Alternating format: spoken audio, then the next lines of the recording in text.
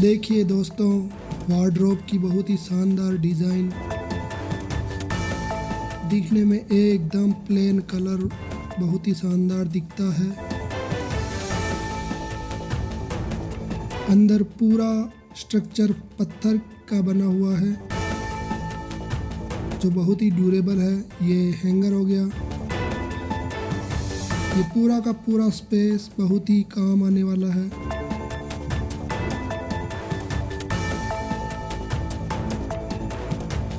अब हम दूसरी अलमारी को खोलकर भी देख लेते हैं।